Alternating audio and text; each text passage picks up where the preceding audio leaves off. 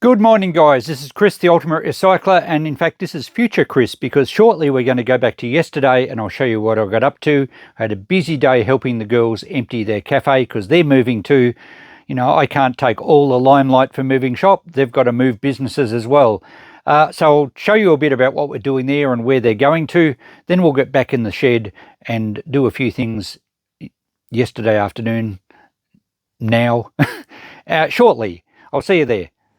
Now, I'm not going to say I was hoodwinked into moving all this stuff, but they did just say tables. But all this stuff has to go from the cafe. Some of the benches and things are going to other places. Some of it's going to the Northern Republic, which is their other restaurant. But most of the food, kitchen, appliances, and the tables will be going out to their new restaurant, which we'll have a look at shortly. But yeah, I guess that's what you get for being a dad with a van and someone that knows how to pack. Jess took some footage of me here.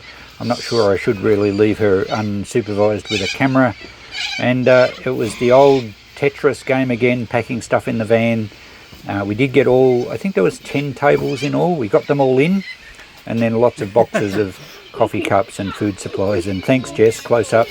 And I think Jess always harasses her younger sister, Melissa, here. So yeah, it was the girls were loading stuff or bringing it out for me. Thanks, Melissa. And we got it all loaded in. We actually got 90% of it in the van, even though it was suggested that I wouldn't be able to make it fit. You know I love a challenge.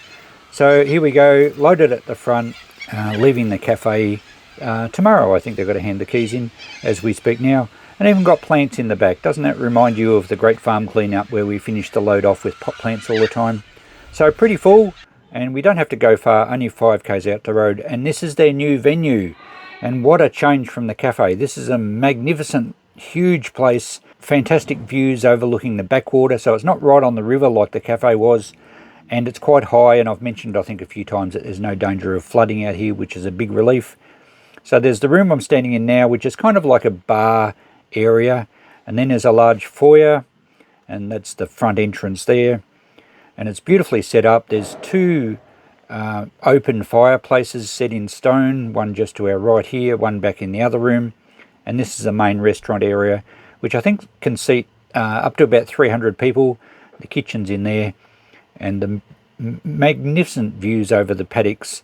It's all going to be developed, I believe, with units or holiday units and everything. So there's a great spot out along here. It's called Nagambi Waters. And if you want to find more about it or see some photos, you can look up their website, although I think the girls are going to be changing that, or at least having an Instagram page or something. But yeah, it's a nice area, well away from the town. We're about 5k's out. No neighbours to worry about. Certainly, if you want to have a wedding reception in a private area, you couldn't ask for a better place. So they're aiming to do large corporate functions, wedding receptions, big jobs that might seat up to 300 people. It's a real step up for their business, actually, much more beneficial than serving coffee and eggs and bacon to caravanners. Back in the workshop this morning after a frantic day yesterday, I spent the afternoon sorting out some of the tubs of electrical stuff I'd brought home from the shop, and we got a few things which I'll show you in a minute to be able to sell this week on my e-waste Facebook marketing post, which will probably taper off now that I'm not taking new e-waste, but I will be finding lots as we go through, of course. And the plan today is, it's just after 9. The plan this morning is to hook up the trailer, well, actually get the old Hilux ute going. It hasn't been started for a while. I've got a bit of scrap metal and stuff in the back to go to the transfer station.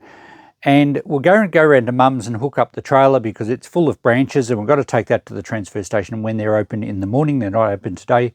And I need the trailer to get the last big long workbench out of the cafe because we couldn't fit that in the van. So bit of a process this morning, getting stuff ready to go out to the transfer station tomorrow. At least the rain stopped. It's not bad weather. Let's get into it.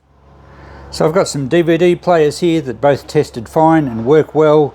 There's a bit more e-waste that I fixed up from the last pile. And a vintage, well, when I say vintage, it's just after 2000, I think, Panasonic's DVD/CD player. That works well also. And a juicer. So a bit of lingering stuff to process. The tubs are gone there on the deck that you saw the other day. Still got the 3 servers to scrap out, and I still have to work out what to do with all those laptops.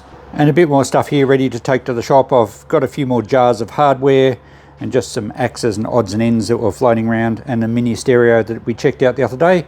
Got a couple of TVs to check out as well. So they're all sort of in between jobs. Microwave to scrap, and that clock to get going as well. Yeah, these are all just fill-in jobs. Looks like Coco needs a job. Do you need a job or a nap? What do you reckon? There's some noise going over in the background. I think they're mulching up some trees over in a bit of a nature reserve over there, so they're making a fair racket. Okay, these two laptops came out of one of the tubs. They were at the shop. I don't know where they come from. I've booted them both up. They both have power supplies. They both powered up okay, but they're both password locked. This vintage Toshiba is, I had a look online, they seem to sell quite okay, and this one is in pretty good condition, so that might be an eBayer down the track. The HP here, I don't think it's probably worth the effort. I'll see if I can reformat them to factory settings. I might put that one in the shop cheap, and that one we'll put away to eBay later on. There was also a soldering iron I had at the shop. I was going to set up a bit of a workstation there, but as that's not going to happen now, I'll give that a test and sell that because I've got one here. I don't need another one. Okay, I have the ute loaded with most of my scrap metal that was lying around, including those old microwave boxes that I've filled up with just nuts and bolts and bits and pieces. There's one printer I'm going to drop in the e-waste crates. Well, that's the other half of it, and an electric blanket, and a few of the appliance bits and pieces that can go out there. So that makes taking a trailer load of green waste out there worthwhile, because I'm getting rid of a load of other stuff as well. Next step is to get my ute keys, see if it'll start. It's been a few weeks, and we'll go and hook the trailer up at Mum's. Come on, old girl, you can do it.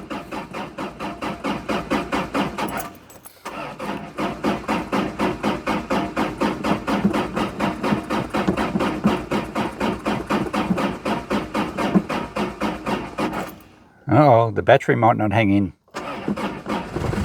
There we go. I knew you had it in you.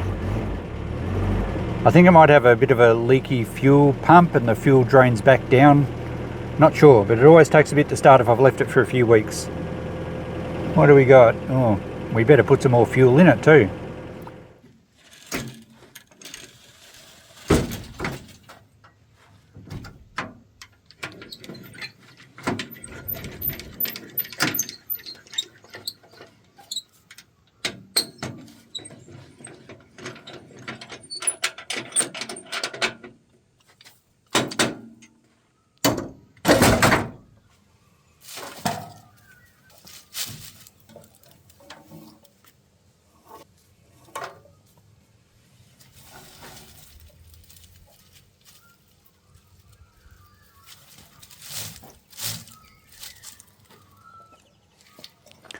Out at the transfer station this morning, we've just unloaded the waste, or the green waste, all from Mum's garden into this huge pile here.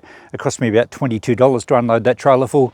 And we've dropped off the electrical stuff and the scrap metal.